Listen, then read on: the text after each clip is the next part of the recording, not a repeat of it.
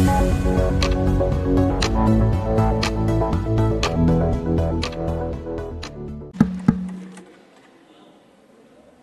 दिनेश शर्मा।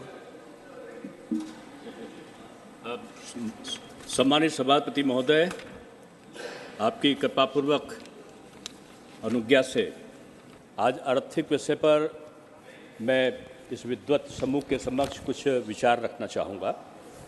हम सब जानते हैं कि भारत की अर्थव्यवस्था तेज़ी के साथ में आगे बढ़ रही है और ये एक वो समय था जब विदेश के लोग भारत की खराब छवि को प्रदर्शित करते थे और वृत्तचित्रों में उपहास उड़ाते हुए हम सब देख लेते थे कि कहीं गरीब, भूखा, नंगा और इस प्रकार का आवृत्ति वाला व्यक्ति जो दीनहीन अवस्था में है उसको भारत का नागरिक बता के वृत्तचित्रों में दिखाते थे।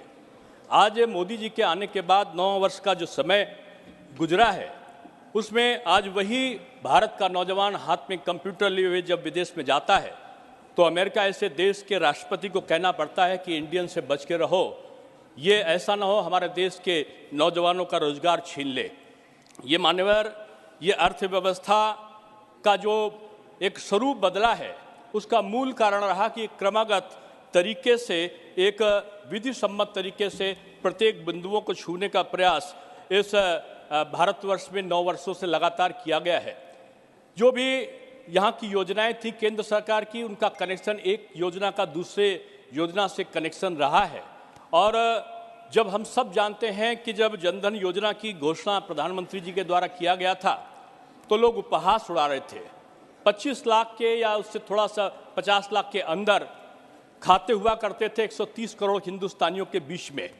आज 55 करोड़ के आसपास आज जनधन के खाते हैं और मान्यवर बताते हुए ये मुझे प्रसन्नता होती है कि अर्थव्यवस्था का बदलाव कैसे हुआ कि आज उनमें जिन लोगों के लिए जरूरी नहीं है कि आप एक निश्चित राशि को जमा करें, फिर भी हमारे देशवासियों का हौसला देखिए कि आज 4,000 रुपया से भी अधिक औसत जो बचत खातों में धनराशि है, इन 55 करोड़ जो खाते हैं उनमें 4,000 रुपये औसत खातों में आज जमा है।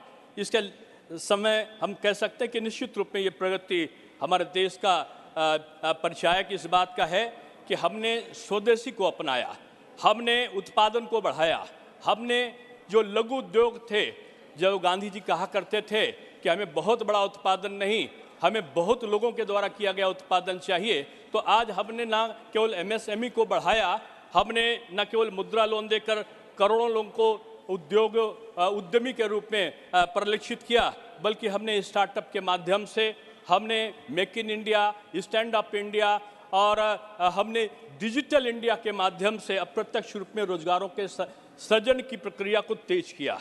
मान्यवर, आज भारत एक तेज विकास गति से बढ़ने वाला देश बना है।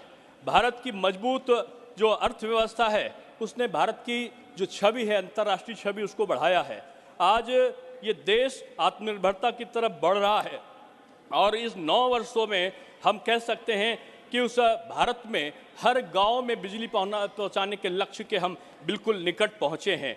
ये देश महिला, युवा, किसान, गरीब के कल्याण के लिए समर्पित लोगों का देश बन चुका है।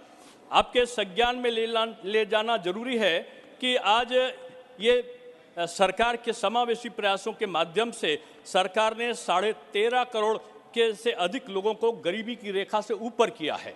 आज PM किसान सहित कई योजनाओं के माध्यम से अन्नदाताओं जो को बड़े पैमाने पर सशक्त करने का प्रयोजन चला है। रोजगार मेलाओं ने बहुत सारे रोजगार पैदा किए हैं। आज भारत का रिकॉर्ड तोड़ GST कलेक्शन कर रहा है। कृषि उत्पादन के मामले में आज नित्य नए रिकॉर्ड बन रहे हैं। मान्यवर, ये वो भारत है जहां पर करों का भार पड़ा करता था। 17 करों का समावेशन करने के बाद में उनका सरलीकरण किया गया। आज कई गुना, मैं तो कहूँगा कि 50 गुना ज़्यादा आज करों का जो संग्रह है, उस संग्रह ने आज पूरे भारतवर्ष को ये दिखाया है कि अब भारत याची नहीं है, भारत वो देश नहीं है जहां जरूरत पड़ने पर कांग्रेस शासनकाल में अमेरिका से सड़ा हुआ लाल रंग का गेहूं आता था और यहां आने के बाद राशन कार्ड में लोगों को वो बंटता था। वो लाल रंग का गेहूं वहां के जानवर नहीं खाते थे तो वो हिंदुस्तान को भेजा जाता था। आज इस देश में आप देखो तो यहां पर 5 किलो अन्न आज 2.5 वर्षों से कोरोना के बाद भी आज वहां मुफ्त में लोगों को देने का काम यहां पर किया जा रहा है और आज इसके कारण यहां को गरीबी रेखा से ऊपर उठने का क्रम सतत जारी है। मान्यवर, आज अभी हाल में वैश्विक रेटिंग एजेंसी S&P ग्लोबल के अनुसार भारत 2030 में तीसरी बड़ी अर्थव्यवस्था बनने जा रहा है। मान्यवर, हम सब जानते हैं कि आज हम ये कहते हैं कि हम 5वीं अर्थव्यवस्था हैं, हालांकि पहले हम 10वीं अर्थव्यवस्था में थे या उससे पहले 11वीं अर्थव्यवस्था में थे। आज हम 5वीं अर्थव्यवस्था बन चुके हैं, लेकिन 5वीं अर्थव्यवस्था के बनने के पीछे मैं ये कह सकता हूँ कि आज जो परचेजिंग पावर पैरिटी PPP जिसे बोलते हैं, उसका अगर आकलन किया जाए तो भारत तीसरी अर्थव्यवस्था की तरफ अग्रसरित हो चुका है।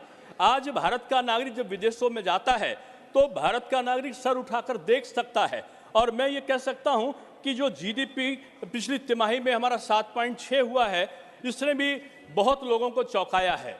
आज चीन कराह रहा है मुद्रास्फीति के कारण, आज जर्मनी अपने न्यूनतम बिंदु पर पहुंचा है मुद्रास्फीति के कारण, अमेरिका में आज हलचल मचा हुआ है और ब्रिटेन की आर्थिक स्थिति को सुधारने के लिए प्रधानमंत्रियों को इस्तीफा देना पड़ रहा है और आखिर में उसकी स्थिरता आ सके तो भी एक सनातनी को लाकर प्रधानमंत्री बनाना पड़ता है और जब सनातनी आता है तो वहां की वो अर्थव्यवस्था को स्थिर करने का काम करता है। लेकिन वही भारतवर्ष है जो आज नीचे से उठकर आज 7.6, जबकि विश्व की वैश्विक दर जो है वो आज 3% के आसपास है।